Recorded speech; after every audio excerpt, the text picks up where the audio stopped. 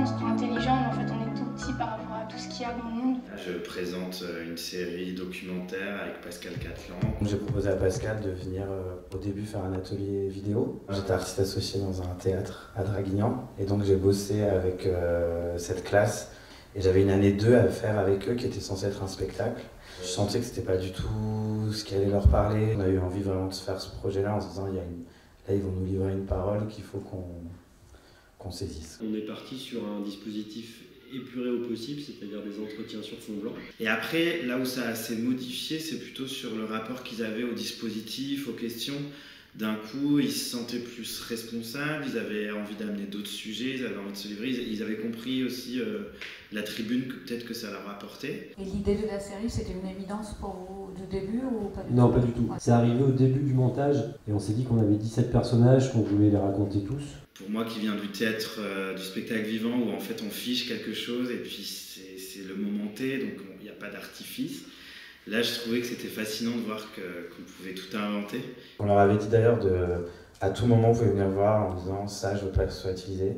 Et ça arrivait 2 fois et sur des choses, sans dire quoi, complètement futiles et anodines, qu'on n'allait pas du tout garder. Et en fait, sur les trucs hyper profonds ou hyper intimes, on s'est dit, purée, c'est sûr, on va avoir un texto dans 2 jours.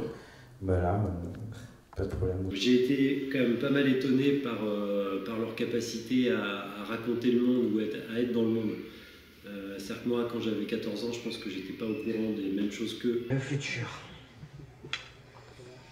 Je pense... D'un avis, je pense que ça sera plutôt catastrophique.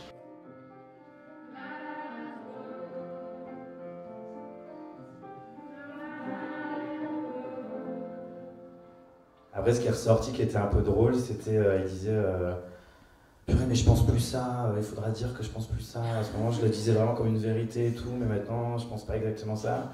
Et après, on avait les parents ou les grands-parents qui étaient là, ils étaient à la fois fascinés par en fait, leur enfant qui était un espèce d'être pensant, qui avait quand même beaucoup de choses à dire. Et en même temps, avec autant de noirceur, ils étaient un peu inquiets. Il y avait beaucoup de choses à gérer en même temps, cette projection-là. Ils se sont rendus compte qu'ils ont fait quelque chose d'important, de courageux aussi. Cette capacité à se réinventer, cette capacité à, quoi qu'il arrive, être des humains et avoir envie de vivre, avoir envie de rencontrer, d'aimer, etc. Et très lié aussi à cette génération que je trouve très sociale en fait. Enfin, en tout cas sur la question d'identité, de rapport à ça, ils sont quand même très ouverts, etc. Et ça, j'ai été assez étonné de cette génération-là. À quoi j'aurais envie de rêver? Qu'est-ce que j'aurais envie de rêver, moi?